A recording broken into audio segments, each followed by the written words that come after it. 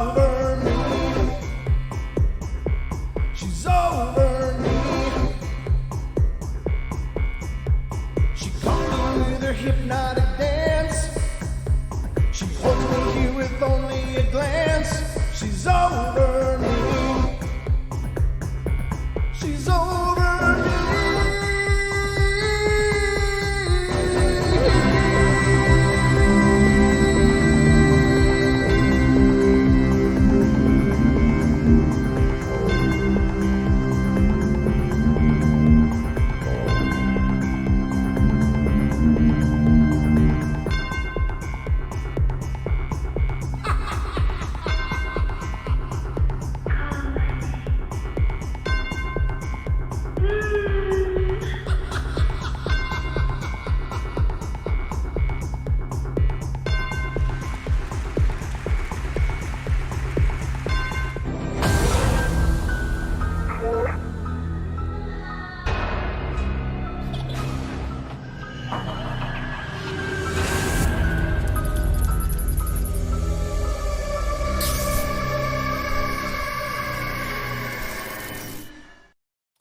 Ladies and gentlemen, welcome to the special edition of the Paranormal Portal. Today, we've got a real surprise, and hopefully it'll work out to be an amazing treat for all of us.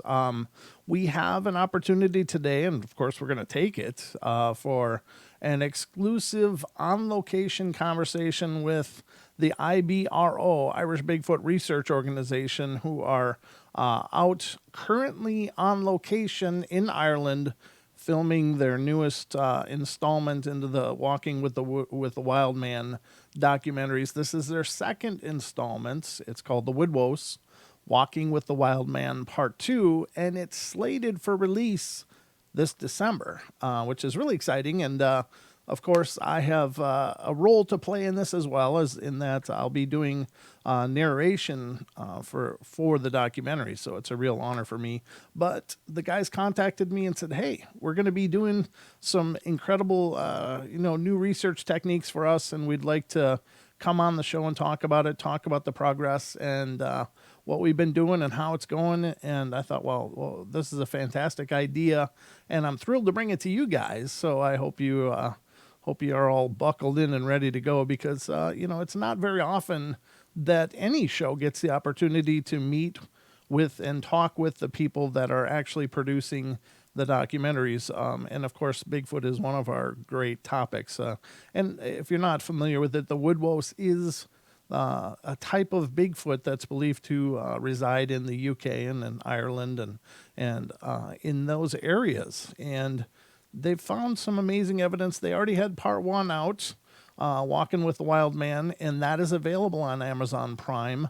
And it is a really fantastic job that they did as their first effort into documenting and bringing this to the world stage. They did a phenomenal job, and I just really enjoyed that, the first version. But as I understand it, and in talking with Chris and Jim and Ron, and there's a lot more going into part 2. It's going to be an incredibly, much more incredibly ambitious effort to document and bring this out. So we're really excited about the opportunity to do that and have them not only to see it again this December, but to talk with them today as they're doing it, as they're making this happen. So we're going to start out, of course, with a bit of the trailer, the sneak peek, the sneak peek trailer for this version of the documentary that they're shooting now, Woodwose, Walking with the Wildman II. So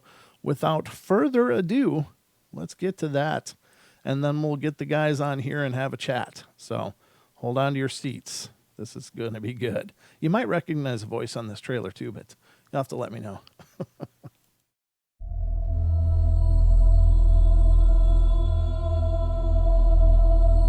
Last year, the IBRO put the Irish Bigfoot on the map. This December, the hunt continues.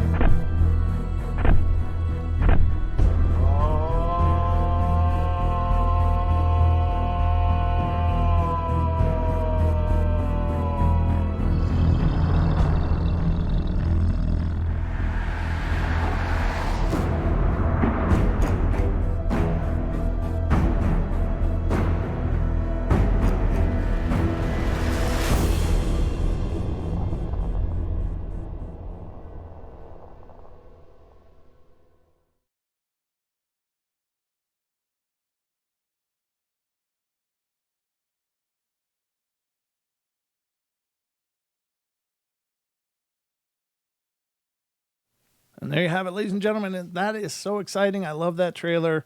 It's just, it's so powerful. I love movie trailers anyway, but when it's something that is about a subject that I'm so passionate about anyway, and to have an opportunity to be part of it, of course, was really cool as well.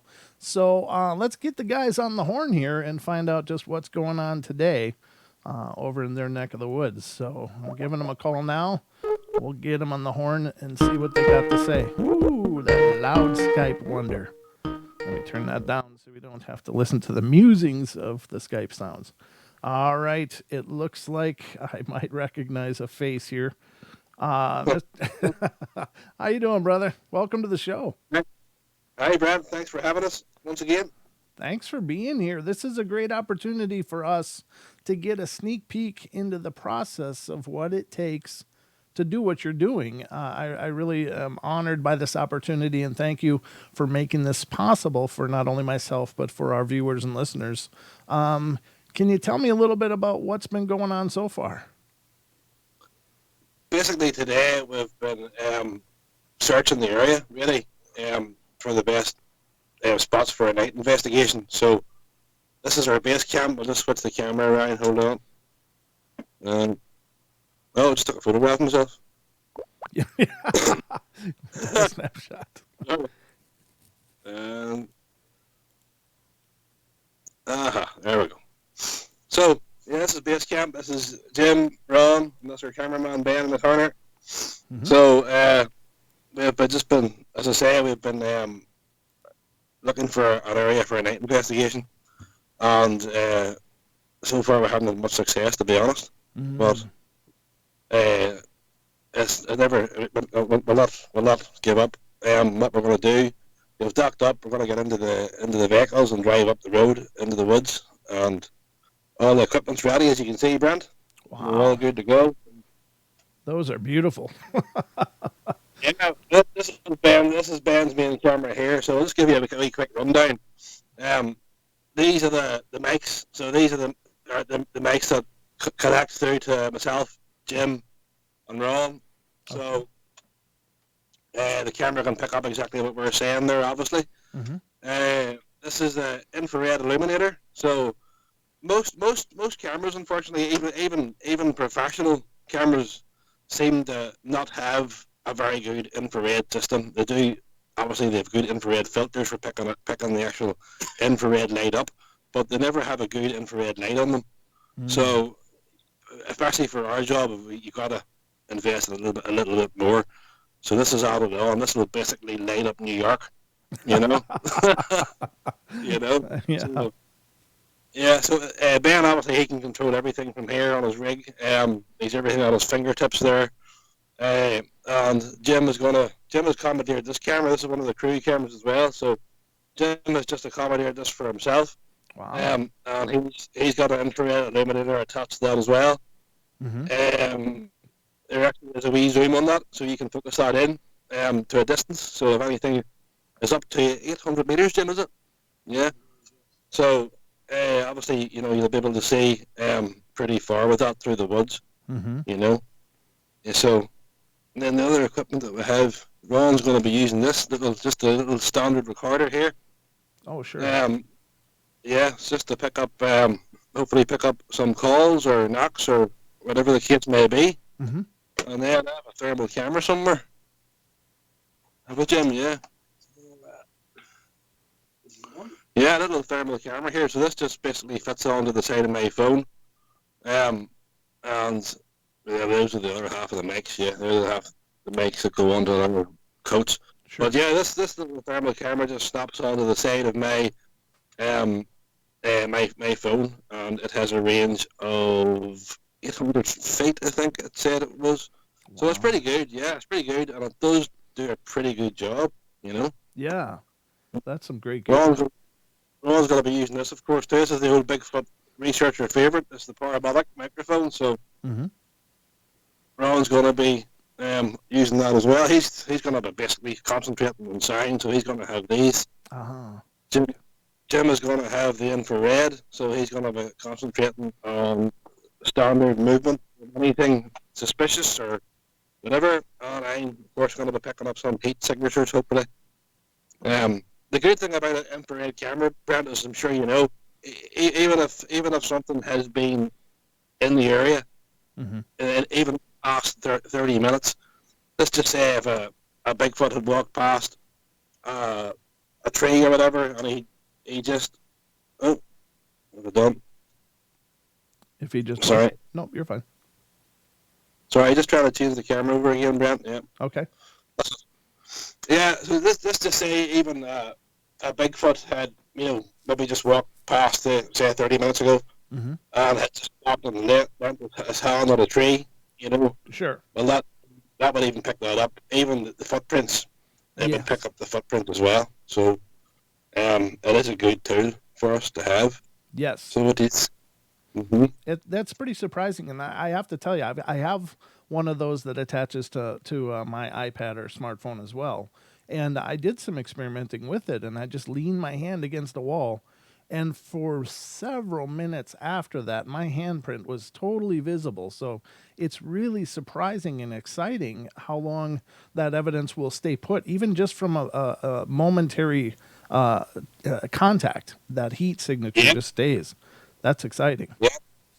I seen somebody. I don't know where it actually happened. Now it was over in the States, of course, but somebody had a thermal camera a couple of years ago, and they actually seen the heat signature of a big bum, where maybe a Bigfoot had actually set down the two big cheek marks on the ground. It was too big to be a person, so it may have been a bear. I don't know, but Wow. because bears do sit down on their behind as well. But definitely, it was definitely interesting. Well, that is interesting, and I suppose that it also may give you a clue to see those heat signatures where you might be looking for DNA evidence, whether it's fur or something that may have rubbed off from the creature itself that could be tested. Yeah, definitely. Yeah, yeah. Mm. Mm-hmm. Just another thing. Just another Hold thing. on, Jim. I'll change the camera around for you. Hold on. There we go. Just another thing, Brent, as well, which is I think is going to be very good for if it's if something is actually thrown at us like a stone or an acorn or a conifer or something like that is actually physically thrown at us, we'll be able to pinpoint that, isolate it, put it in a bag, and it'll be you'll be able to see it literally glowing. It should be warm with. And obviously, they're going to hold it for a couple of seconds, and it should take some heat, and we should be able to see it straight away from from the heat signature. So hopefully, we should be able to isolate that, put it in the bag, and maybe get some DNA evidence off that. That's brilliant. Yeah, absolutely. I think that kind of stuff is really exciting, and you guys are definitely pulling out all the stops on this. How long will your research go into tonight? I think we're going to be we're going to as soon as we get out, as soon as it gets it's getting a bit darkish now, overcast. Hopefully the weather holds up. We're going to go out, and as long as it takes, we could be there till 3 in the morning, maybe more. But we're going to try and do what we can. We came here to do a job, and that's what we're going to do. We have 3 full days and nights. So basically, this lake where we are backs onto Big Dog Forest, which is notorious for trees being ripped out of the ground and shoved up, in the ground with their roots in the air and stuff like that. Wow. Some major stories came from this area as well, so a major sighting. So we're looking forward to it, and we should get something. Yeah, yeah, it sounds like a great area. That's so rare. Even over here in the States, those trees that are upside down with the root balls up. I find that really interesting. Mostly we see them reported out of Alaska here, but I have heard of some, a few here and there, even down in the lower 48. So it is. I can't imagine if it's just some sort of territorial marker or what that is, but it's just an incredible feat of strength. Yeah. Yeah, it is a big territory marker anyway. The one that is here is actually off the track, so I've heard of some loggers actually doing it to provide nests for birds as well. But Oh, okay. there's no track in this area for where this one was viewed anyway. Plus, just back where we're actually starting tonight, we actually came across a 20-foot tree bend Mm-hmm. uh, with two smaller ones behind it, and it's a fairly big tree bend. I'm sure you're fairly confident. And But ways into the ground, of course, as and well. it was pointed back and wedged into the ground, so Yeah. I feel the strength for that also. Mm-hmm. Just for the viewers as well, Brent, as we did say before, Ireland, we don't have any bears or we don't have any wolves. So our biggest predators are maybe foxes and the badgers, foxes, and that, and small rodents, stoats. We have some pine martens that were introduced many years ago in the Victorian times. They were introduced as pets, and people kept them, and obviously they escaped, and they are in certain areas, in Ireland, they're absolutely devastating the area for wildlife, but they are trying to exterminate that end of it. But still, well, to people say that, well, if we do find tracks, people say, well, it could be a bear, it could be this, but we don't have any bears in Ireland, so Yeah. that rules that out right away, Mm-hmm. Yeah. Yeah, you don't have the competition for description. If there's no bears there, there's no I hear rumors of big cats, but even still, that's hard to confuse a big cat for a Woodwose or a Sasquatch. I don't know, how a person could do that. A bear, it stands to reason because when they get hunched over and they're walking quadrupedally, they do kind of look similar, but a cat is a whole different thing. But that is nice. That's you at least can narrow the suspects down really quick. Yeah, yeah. As you know, Brent, we did do the as part of our documentary this time around. We did a section where in County Monaghan on the border with Northern Ireland, and that area is notorious for large cat sightings, Mm-hmm. going back 30 years or so. So it's we had during the documentary we had something happen. The sounds, I think, Ron came across it, had something growl at Ron and gave him a bit of a fright. So at that time we were armed as well. So just for our own precaution, not for the Squatch or Bigfoot, just for the large cats in the area. There has been reports. I think Chris knows more about it than because there was one lady up there that lives on the border that there's another one that regularly sees them in her back garden. Big cats. Yeah. Yeah. Mm-hmm. Yeah. Wow. So if you just Well, there's quite a few reports over the sort of the we're almost at the west coast. We're only about, I suppose, 30 miles from the west coast. Yeah. Yeah. And right up through Donegal, we're in Fermanagh at the moment. And right up through Donegal has got a lot of big cat reports. Yeah. Yeah. And we're here for Bigfoot, of course. That's true. Yeah. The Woodwose. Yeah. So hopefully we'll get we have 3 nights, 3 days. We're not going to get much sleep, so we came here to do a job, and this is what we're going to do. We're using the latest technology that we can get, so fingers crossed. It's a big maybe, but if it's out there, hopefully we can find it. Absolutely. And, I got to ask you guys, of course, there's you have part 1 out there already. And, it was a hell of a first effort into this foray of documenting such a incredible subject. And you guys did an amazing job. But how much different is this time around from the first time for you guys? Equipment is the main thing. Brent, we were very limited to what we had at our fingertips the last time around. This time around, we have basically 3 to 4 times as much equipment as we had last time. Even besides all the general equipment like sound quality and all those sorts of things, but the actual Bigfoot hunting tools, these, especially these here, like I said, these things can light up like New York, no problem. The amount of light that comes off them is amazing. And those are going to be a big help. The thermal imaging cameras, we didn't have the thermal imaging cameras on part 1. Mm-hmm. We didn't have much sound recording devices on part 1 either. And of course, part one was sort of, we wanted to cover the most sort of popular sightings that people would talk about a lot more. Sure. So this time we wanted to delve into the areas where the tradition runs deep. So basically, this area here, there's a lot of history steeping back to the puka. Now, I know a lot of people think the puka is a different creature, but a lot of people in the IBRO think that it's not. They think that it's just a juvenile Bigfoot being misidentified as something else.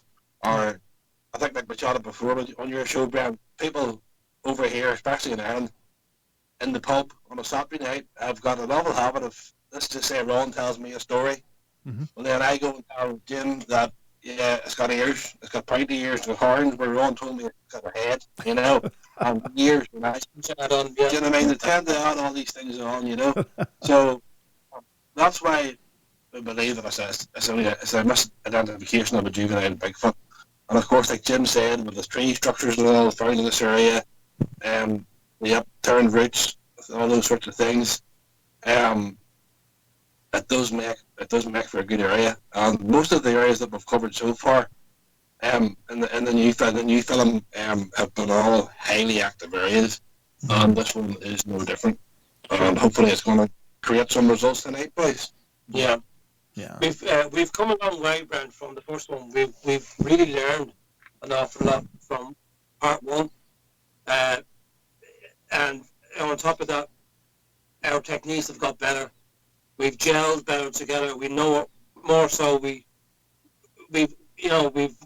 how would you say? We've come across better. We're actually coming across on camera better. We're joining together better. We have the technology now to improve what we're going to do. So just can't wait to get out there and start using this gear. Well, we're actually hoping. We're obviously, as you see, we're on a boat. We're in the middle of Loch Earn, so we have access to the forest right around Loch Earn.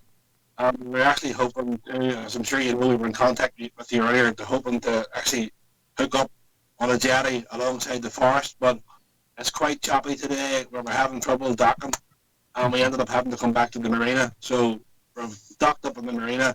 We're going to jump into the vehicles, like I said earlier, bring all the gear and just drive it. It's literally a 15-20 minute drive up the road, and we're at our spot where we wanted to go. So either way, it doesn't matter. We'll do what we have to do. If we have to get a tractor up, fair enough.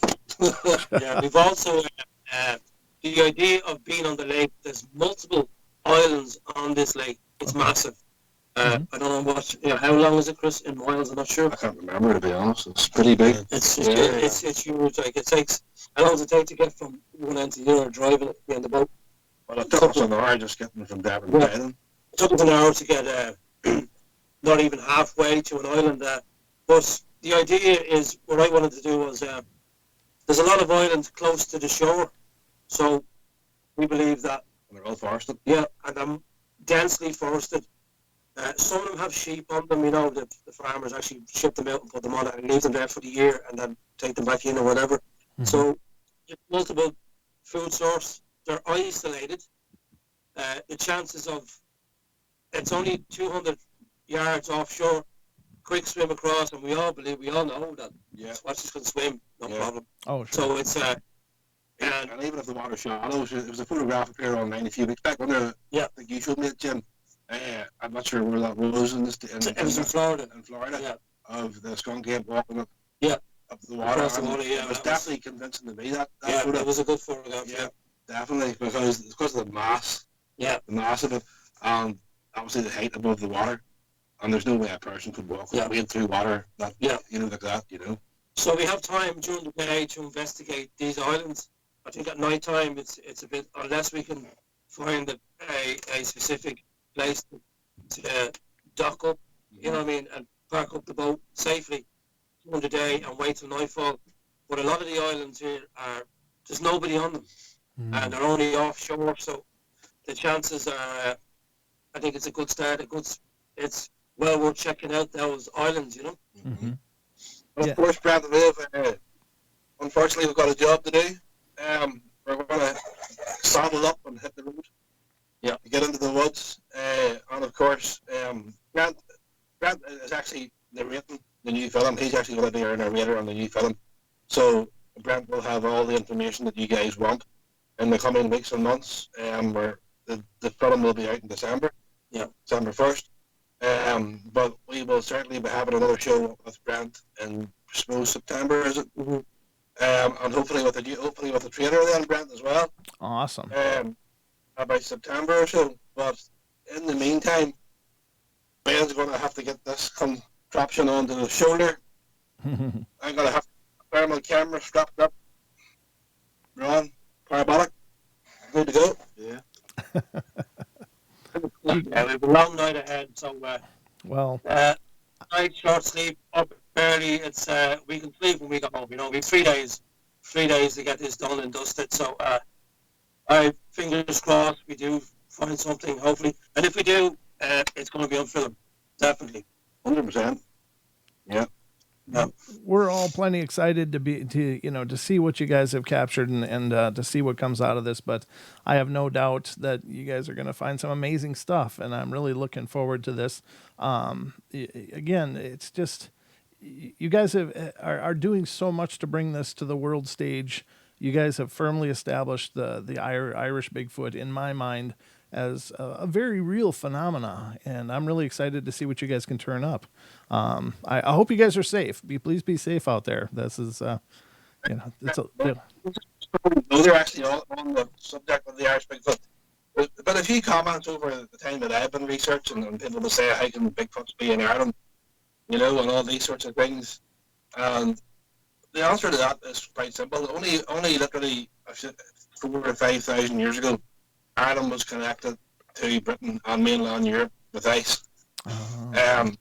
All the big animals, all the large animals like the mammoth, the woolly rhino, giant Irish elk, and all those big animals all the bones were all found here. Mm-hmm. So I mean, animals that size can get here, but then Bigfoot can get here too. Absolutely. And obviously, it's just stayed here since then. Obviously, Well, we're really excited to see this develop and continue. And thank you, gentlemen, for giving us this sneak peek into your on location research. Just for those guys that Brendan haven't seen the first show, it's available on Amazon Prime for free. So you can watch it on Amazon Prime. Within the States, isn't it? it's not free. Is it not? No, it's not. It's only a couple of dollars or something to watch. Oh, as I thought it was. Yeah. It's not very expensive. Yeah. It's good. As good as free. $2 to rent. That's not a lot of money. Yeah. Sure. Yeah. And it's well. It's there. Well, It's 2 hour. It's a 2 hour show. You've seen it, Brent. I think you've enjoyed it. So yes. It's a good show. It is, and it does a great job introducing us to you guys and your efforts into this. You had some amazing testimonials that were gone over on that one, and I really encourage people to check it out. It was very, very well done. It definitely looks like a professional production, and you guys did a hell of a job. I'm really excited to see how the bar gets raised so much higher on this one. You guys are doing amazing things, and we're really excited to see what comes out of this. Yeah, we're looking forward to it. It's already, from what we have, it's an awful lot better than part one. We can agree with that. Yeah. What we have so far is way superior than part one. What's that? But we're not. We're not finished. Get some good stuff now, hopefully, The good stuff's still to come, Brent. The good stuff's still to come. All right. Well, we'll be waiting here anxiously. So whenever you want to feed it to us, we'll be ready to take a bite. Yeah. Thank you very much, Brent, for your time tonight. All right, guys. Be careful. Good luck, and bring home a winner. We're ready for it. Yeah. Thanks very much, Brent. Thank you. Sir. All right, guys. Bye. Take care. Thanks again. All right. All right, ladies and gentlemen, that is the IBRO on location. They are doing the research now. I mean, I'm glad they took a few moments to talk with us to help us understand what it is they're doing, how they're doing it. They're actually they were on a boat right there because they're really taking every avenue they can to find the evidence and the proof. And obviously they've encumbered some expense, but I think it's very well spent for what they're doing. I'm looking forward to this, and I hope you guys enjoyed the sneak peek into the IBRO making of the Woodwose Walking with the Wildman Part 2. Again, that will be released this December, but until then, if you haven't seen Part 1, check out Walking with the Wildman on Amazon Prime.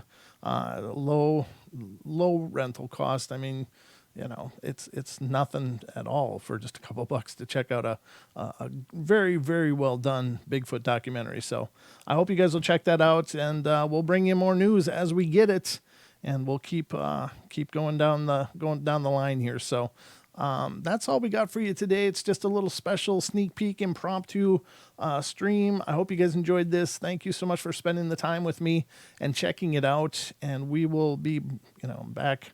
The portal, of course, will return on Wednesday with Don and I, but I'm going to be plenty busy in between now and then, bringing you more and more great stuff. So love you guys. Be good, be kind, be nice. Take care of each other, help each other out. Find the magic in every day, and remember to laugh as much as you can. You guys take care. Have a wonderful day. And if anything else comes up, I'll bring it to you as soon as I hear about it. All right, guys. Love you. Take care, and we'll talk to you soon.